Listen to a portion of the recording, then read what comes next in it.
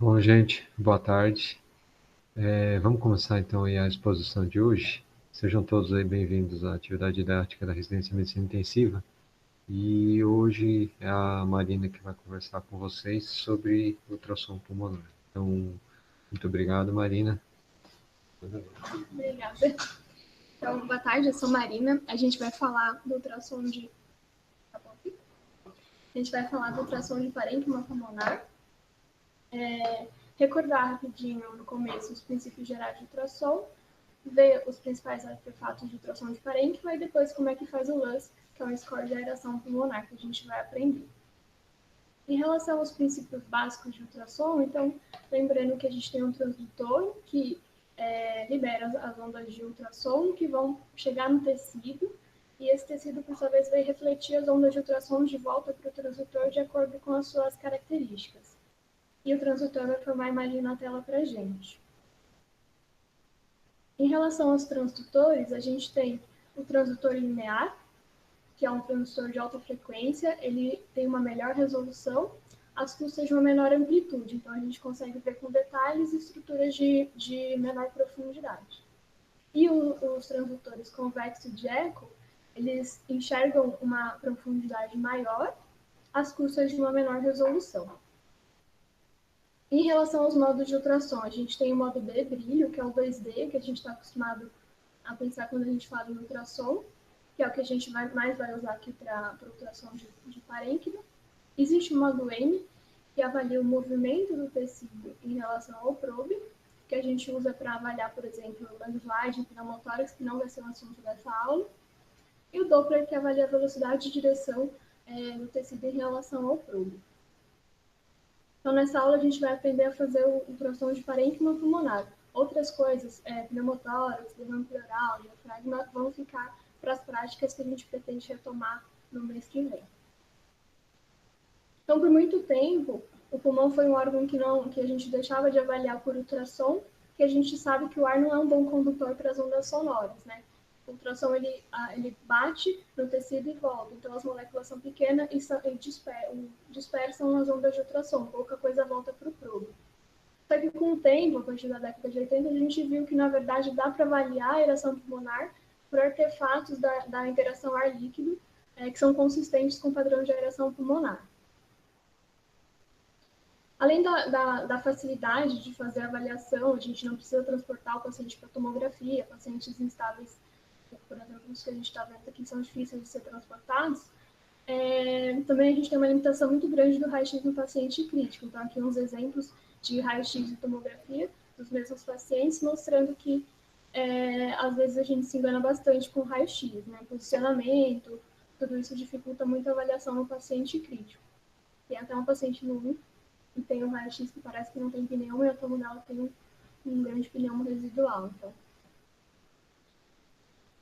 em relação à sensibilidade e especificidade, o ultrassom pulmonar tem boa sensibilidade e especificidade, melhor do que o raio-x e próxima da tomografia para todos os principais achados que a gente quer avaliar, né? Então, derrame, consolidação, síndromes intersticiais, pneumo, derrame pleural, tudo isso. Em relação à técnica de avaliação, então, a ideia é que a gente avalie o tórax inteiro do paciente. Existem algumas sugestões de avaliação esquemática. Uma delas é dividir o tórax, então, cada hemitórax em 6 zonas. 2 anteriores, 2 laterais e 2 posteriores. A gente imagina, então, uma linha aqui paraesternal, axilar anterior, axilar posterior e uma quarta linha aqui paralela à coluna. E uma outra linha dividindo aqui na linha intermamilar, no quinto espaço intercostal, e assim a gente vai ter, então, 2 zonas anteriores, 2 laterais e 2 posteriores de cada lado. Para avaliação do parênquima, a gente usa o probe curvilíneo, o de abdômen. Dá para usar o probe vascular para ver a pleura, mas geralmente não é necessário, a gente consegue fazer uma avaliação com o curvilíneo. E sempre lembrar de apoiar o probe perpendicular ao tórax, senão a gente vai gerar uns artefatos, vai olhar muito subcutâneo e isso atrapalha a avaliação. Dá para avaliar a região posterior no paciente que está colaborativo, a gente pede para ele ajudar, a sentar, a virar, mas mesmo no nosso paciente sedado bloqueado, a gente consegue avaliar o posterior. Dá para avaliar, em relação à colocação do probe, a gente pode colocar o probe na longitudinal, então, entre as costelas, e a imagem que a gente vai obter é essa daqui. Então, eu tenho costela a costela, e aí aqui eu tenho a sombra acústica dessas costelas, entre elas, essa primeira linha brilhante é a linha das pleuras, e a gente tem aqui essa imagem em forma de pizza, que o probe curvilíneo faz, com parênquima pulmonar.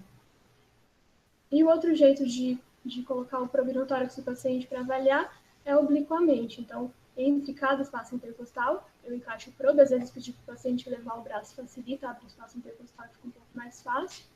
E a imagem que a gente vai obter é essa daqui. Então, a gente enxerga um campo pulmonar maior, com mais detalhe, só que aí eu vou ter que avaliar mais vários espaços intercostais. Então, geralmente a gente faz uma varredura longitudinal e depois, para ver em detalhe, a gente vai olhando cada espaço. E agora a gente vai conhecer os artefatos, então, para avaliar a ereção pulmonar. O primeiro deles é a linha A. Então, lembrando aqui, o que está mais para cima é o que está mais perto do probe, e o que está mais distante é o que está mais longe do probe. Essa primeira linha brilhante é a linha das pleuras, e aí, pensando, o pulmão bem aerado, volta pouco a pouco o ultrassom é refletido de volta para o transdutor. Então, ele começa a reverberar e formar a mesma imagem que ele viu aqui no começo, que é a imagem da pleura, equidistante. Então, essas linhas aqui, horizontais e equidistantes, são chamadas de linhas As e significam um pulmão bem aerado. Aqui tem um vídeo para a gente ver isso melhor. Então, além disso, num pulmão normal, eu espero encontrar landslide, que é esse movimento de deslizamento das pleuras. E essas linhas equidistantes, então, são as linhas As.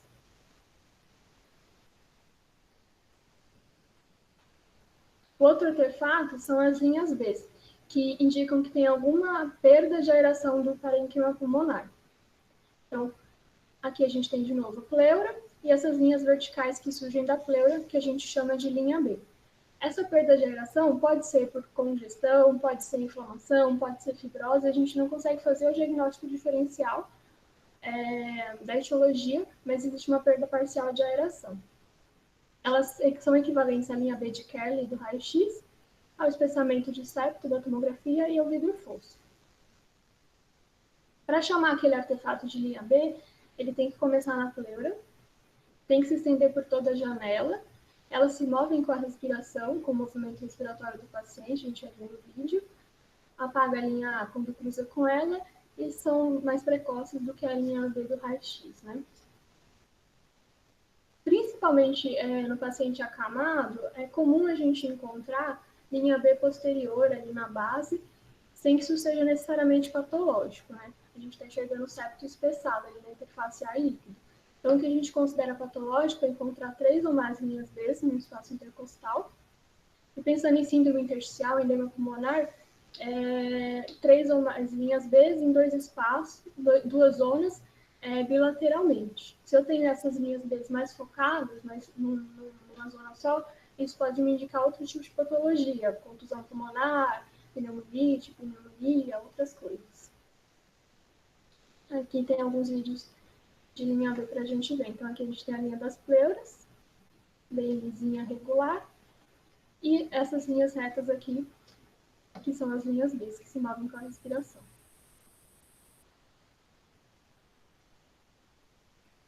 E elas se correlacionam com a gravidade do edema de parênquima, da inflamação do parênquima. Quanto pior a aeração, mais linha B, quanto melhor, menos linha B. Então, por exemplo, nessas imagens aqui, um paciente com edema agudo de pulmão, pré, e essa daqui pós-VNI.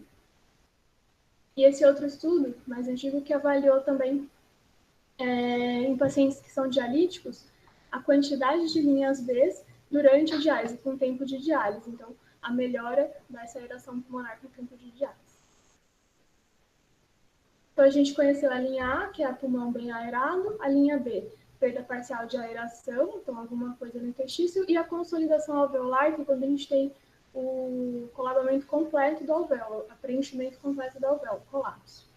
Então, a gente enxerga o pulmão com uma congenitalidade de tecido, parecendo um fígado, um baço, E, de novo, não consigo fazer o diagnóstico diferencial. Pode ser preenchimento por pneumonia, hemorragia alveolar, pode ser necrose, contusão pulmonar, matolectasia, várias coisas. Esses pontinhos hiperecóicos que a gente está vendo aqui, esses pontinhos brancos, são o que a gente chama de broncogramas. São os broncogramas aéreos, equivalentes ao broncograma do raio-x da tomografia. Eles se formam pela interface ar líquido e eles podem ser estáticos ou dinâmicos. A gente já vai ver alguns vídeos para entender isso melhor. Qual que é a ideia? Se eu tenho um broncograma dinâmico, então, que se move com a respiração, eu vejo o conteúdo da pequena artéria se mexendo, isso sugere que não é uma etiologia de compressão, não é uma telectasia que está causando isso. Dependendo da clínica, vou pensar em pneumonia, mas outras coisas podem formar broncogramas dinâmicos, como a gente já viu. Hemorragia alveolar, contusão pulmonar também pode ter consolidação em broncograma. Se eu tenho um broncograma estático, ou seja, eu não vejo o conteúdo ar líquido se movendo dentro da pequena via aérea, isso me sugere que tem uma compressão causando essa perda de aeração do pulmão. Então, eu penso mais em atelectasia, é assim que a gente usa. E lembrar que a visualização de qualquer coisa depende da proximidade com a pleura. Então, se eu tenho um pulmão bem aerado e lá no meio, perto do hilo, tem uma consolidação, um nódulo, alguma coisa, não necessariamente eu vou conseguir ver com ultrassom, já que tem pulmão bem aerado ao redor, atrapalhando essa avaliação. Então, aqui, a gente vê uma consolidação e com o movimento respiratório, aqui dentro das pequenas vias aéreas, a gente vê um conteúdo se mexendo, tipo um movimento de pistão. Isso é o broncograma dinâmico. Lembrar que para avaliar, na consolidação, a gente vai ter que avaliar vários segmentos, ficar um tempinho ali olhando, tomar cuidado para não mexer a mão, não mexer o probe, para não se enganar e chamar o programa estático de dinâmico.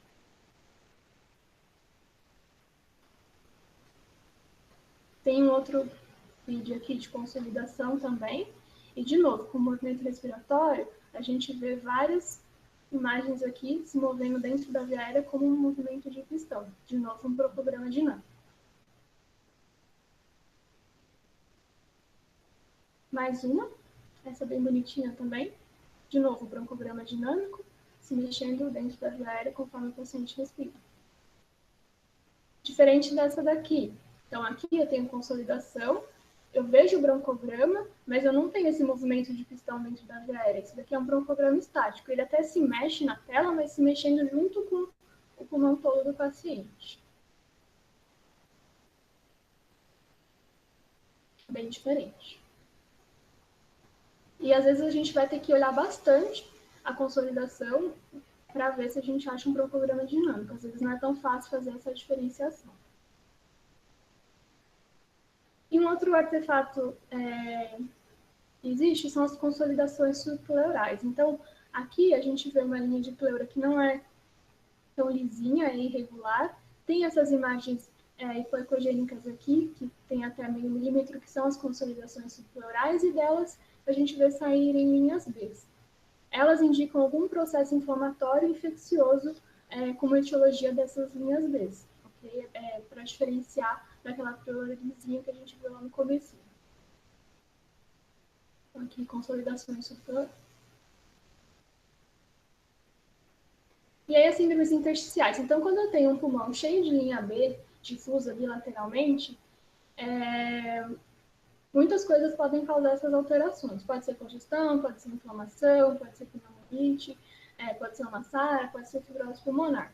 E aí tem algumas coisas que a gente avalia para tentar diferenciar essas etiologias.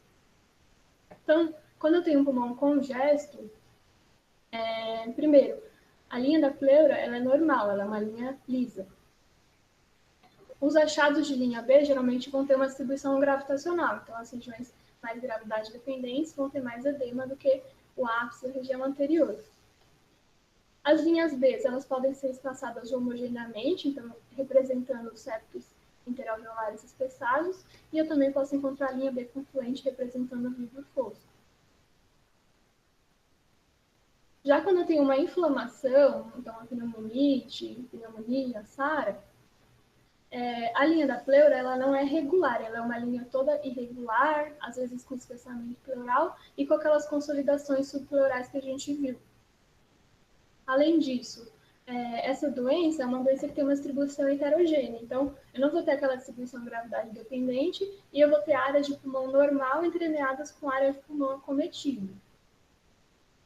De novo, posso ter linhas B separadas ou confluentes, dependendo do grau de acometimento pulmonar.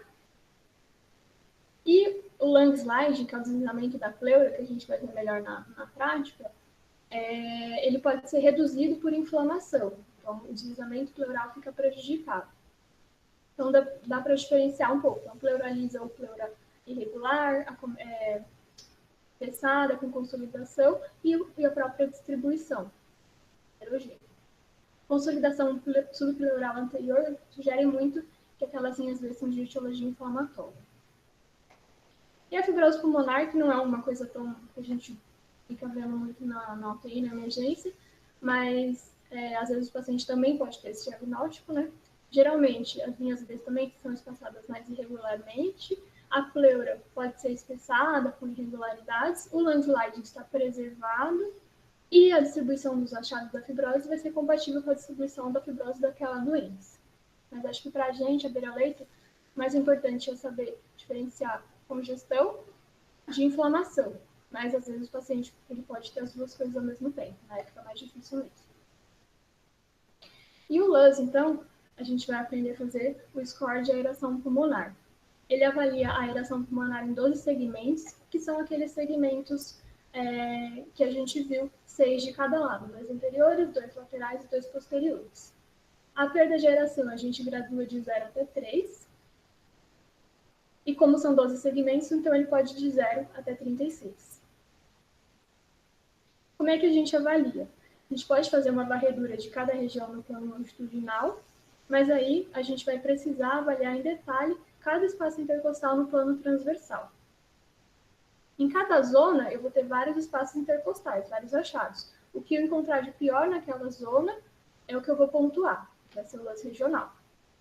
E aí eu vou somar a pontuação de todas elas e aí vou ter o LUS daquele paciente, que pode, então, como a gente viu, de 0 até 36. O que a gente considera a aeração normal é o que vai pontuar 0. Então, lembrando, linhas A ou até 2 linhas B, que a gente viu que pode ser normal, não patológico. Então, se eu só encontrar linha A ou só 2 linhas B, 0 para aquela região. Perda moderada de aeração vai pontuar como 1. E o que é perda moderada de aeração? Linhas B difusas, ou ocupando menos de 50% do espaço intercostal na avaliação oblíqua, e consolidações subpleurais. Então, aquelas consolidações, aquelas irregularidades e consolidações hipoecogênicas aqui na pleura também pontuam 1. Perda grave de aeração pontua 2. E a perda grave de aeração é linhas B ocupando mais de 50% daquele espaço que eu estou avaliando também obliquamente. E 3 é consolidação. Então, perda completa de aeração pulmonar, consolidação, ecogenicidade de tecido, pontua 3. Não importa se tem broncograma estático ou dinâmico, se tem ou não tem derrame pleural. Bom? Então, lembrando, pulmão bem aerado 0, linhas B menos de 50%, consolidação subpleural 1, linhas B ocupando mais da metade 2 e consolidação pontua 3. A gente avalia todas as 6 zonas de cada lado, dá uma nota para cada um e soma. E aí a gente tem o LUS daquele paciente. Em relação às limitações do ultrassom, às vezes os pacientes mais obesos é um pouco difícil avaliar o parênquima. Pacientes que têm efizema subcutâneo, também a gente não vai conseguir avaliar na região do efizema, porque a gente viu que o ultrassom ele não vai passar. Pacientes, às vezes, com curativo, cirúrgico, também é um pouco difícil. E lembrar da proximidade dos achados com a pleura. Se tiver bastante pulmão aerado depois dele, lá mais para baixo, uma alteração, pode ser que passe batido e a gente não vai conseguir ver com ultrassom. Esse artigo aqui, só mostrando os achados mais comuns aqui durante essa epidemia de coronavírus que a gente está tendo, que na verdade são achados inespecíficos de inflamação pulmonar, né? Então, espessamento pleural, que a gente viu que pode ter na inflamação, linhas B com vários padrões, que a gente viu que o pulmão inflamado forma. Consolidação também com vários padrões. Conforme melhora da aeração pulmonar, aparecimento de linhas As, e não é comum encontrar derrame pleural. Esse mesmo artigo comparando os achados de tomo com de ultrassom nos pacientes com COVID. Então, espessamento pleural, linhas B de padrão variado, linhas B confluentes representando o vidro fosco, consolidações subpleurais, tudo isso a gente viu que o pulmão inflamado faz. Pode ter consolidação, não costuma ter derrame pleural. Em relação à limpeza do ultrassom, lembrar que o probe a gente não pode limpar com álcool porque estraga. Então, usar ou Surfasafe ou alguma solução equivalente para limpar o probe, ou dá para lavar ele com água e sabão também. E o resto do aparelho pode usar o Surfasafe ou, se não, aí pode usar o álcool no resto também. E é isso. Obrigada.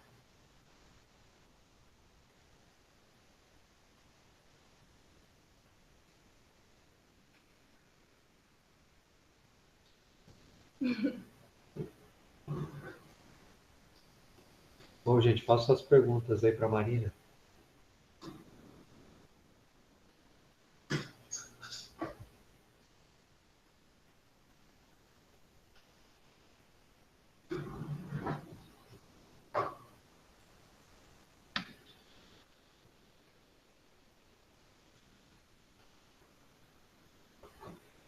Acho que não fiz. Oi, Marina. Oi. Marina tem uma pergunta. Diga. Quando você faz a avaliação inicial com ultrassom e encontra uma consolidação, começa uma terapia, antibiótico terapia. Em quanto tempo a gente espera ter uma alteração de aeração? Em quantos dias eu deveria repetir a imagem para ver se a terapêutica está sendo efetiva? Demora, porque assim como a melhora radiológica com raio-x, tomografia, também demora bastante tempo.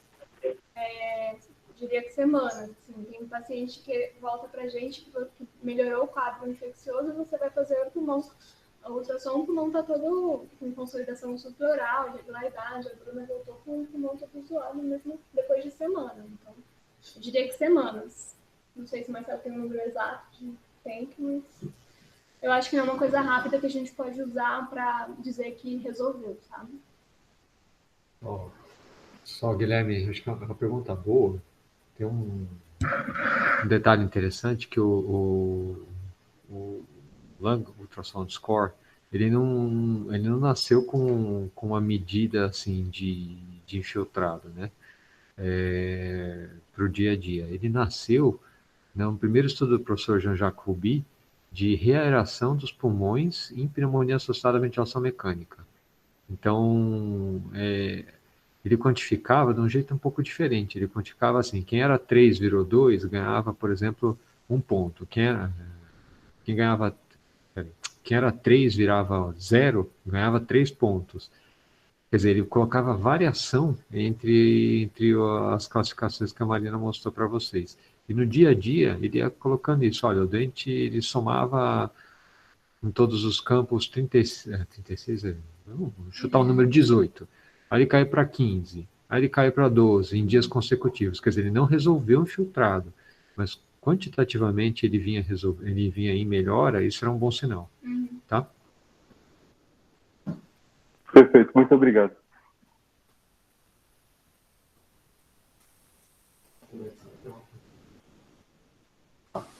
Mari, Oi, tudo bem? tudo bem? Beleza, Mari. Saudades, hein?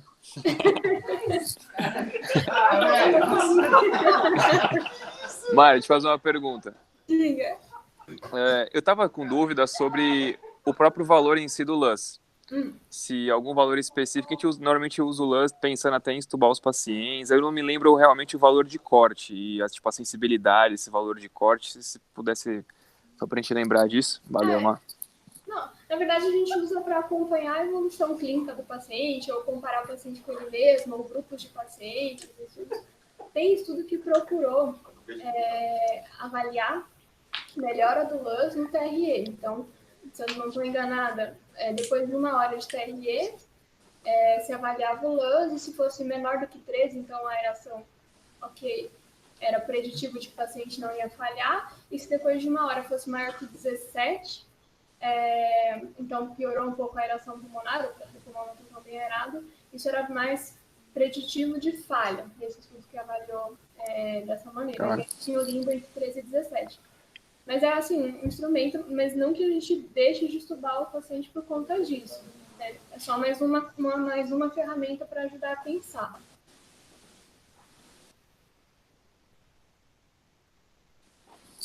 É 13,17. Tem isso no mandatório que a gente fez ano passado, né? Eu já esqueci, velho. Eu ia colocar direito, então devia ter deixado.